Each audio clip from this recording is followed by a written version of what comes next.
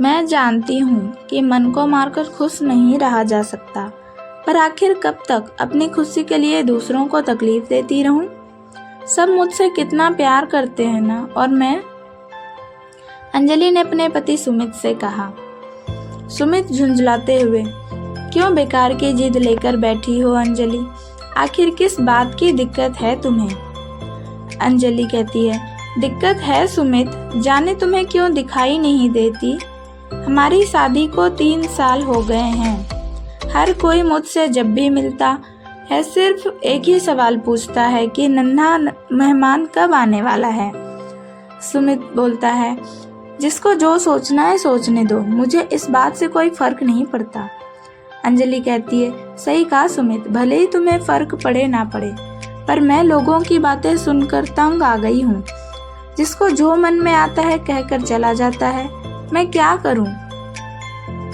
सुमित और अंजलि की arrange marriage हुई थी और दोनों बहुत खुश थे। एक दूसरे की भावनाओं का सम्मान करते थे और एक दूसरे के मन की बात को बोले बिना समझ जाना उनके रिश्ते की खूबसूरती थी।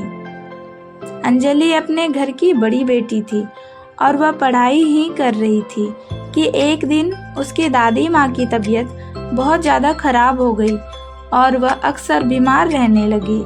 अंजलि के प्रति उसकी दादी माँ का स्नेह कुछ ज़्यादा ही था, इसलिए वह चाहती थी कि अंजलि की शादी उनकी आंखों के सामने ही हो, जैसा कि हर भारतीय घर के बुजुर्गों का प्रसिद्ध डायलॉग होता है। खैर, काफ़ी खोजबीन करने के बाद अंजलि के पापा को सुमित दामाद के रूप में पसंद आया। एकदम सुगठित शरीर, साफ रंग और हंसमुख स्वभाव का सुमित अंजलि को भी एक नज़र में ही भा गया। जब उन दोनों को अकेले में बात करने के लिए कहा तो अंजलि ने बिना कुछ सोचे समझे सिर्फ यही पूछा कि मैं आगे भी पढ़ना चाहती हूँ, क्या आप मुझे 3 साल का वक्त देकर मेरा साथ देंगे? सुमित ने अंजलि से एक तरह का वादा ही किया जिसको वह आज भी निभा रहा है।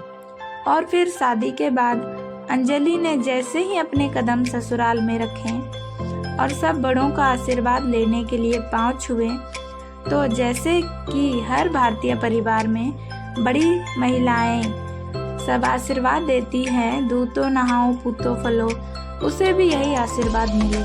और साथ में बोला गया, बहू रानी अब जल्दी से खुशखबरी सुना देना हमें। खैर, धीरे धीरे 1 साल गुजर गया। सासू माँ और दादी माँ किसी न किसी बहाने से अंजलि को सुना दिया करती थी। ऐसे ही 2 साल बीत गए। अब तो घर वालों के साथ साथ रिश्तेदारों ने भी अनुमान लगाना शुरू कर दिया था कि जरूर बहू में ही कोई दोष होगा कि यह अब तक गर्भवती नहीं हुई है। पता नहीं लोग कितने कितने उदाहरण और उपाय बताकर सांत्वना जताते हैं। एक दिन दादी सास ने अंजलि को अपने पास बुलाकर कहा, क्या बात है बहू रानी, कोई परेशानी है क्या?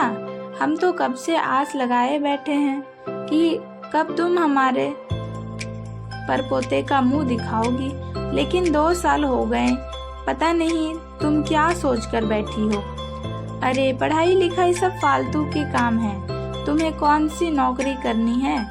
अंजलि कुछ कहती तभी उससे पहले सुमित वहां आ गया। उसने कहा, दादी आपकी बहू नौकरी भी जरूर करेगी, इसमें बुराई है क्या? अभी आप उसे उसकी पढ़ाई पूरी करने दो बस। इस बात पर सुमित के घर में इमोशनल ड्रामा शुरू हो गया। हाँ हाँ ठीक है, मैं तो बिना परपोते के मुंह देखे ही मर जाऊंगी, तुम बस अपनी मनमानी करो। दादी माँ के साथ साथ सासू माँ भी शुरू हो गई। सुमित को अच्छे से पता था कि उसका अभी कुछ कहना गलत ही समझा जाएगा, इसलिए उसने प्यार से अपनी माँ को बिठाया और दादी माँ का हाथ पकड़कर कहने लगा, दादी माँ, जहाँ आपने 2 साल इंतजार किया वहाँ 1 और साल रुक जाइए। बस यह अंजलि की पढ़ाई का लास्ट ईयर है, फिर जैसा आप कहो। देख लल्ला, अब सब रिश्तेदार और पड़ोसी के लोग बातें बनाने लगे हैं, दादी ने कहा।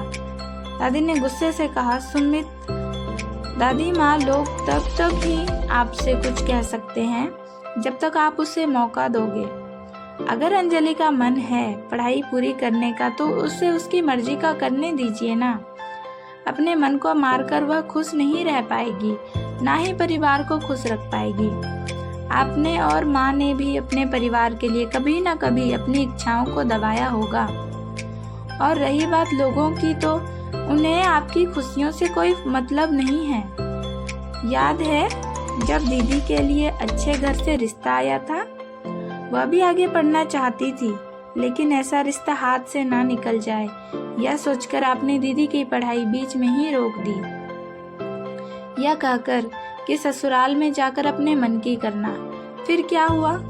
क्या वह अपने मन की कर पाई? नहीं ना, उसके सपने अधूरे रह गए, क्योंकि उनके ससुराल वालों ने भी उनके मन की इच्छाओं को दबा दिया। बहुत ज्यादा रोई थी दीदी, बस किसी से कुछ कह नहीं पाई थी। और मैं तब उतना बड़ा नहीं था कि मेरा कोई बात सुनता। आप दोनों महिलाएं होकर भी एक लड़की की मन की इच्छाओं को नहीं समझ पाए।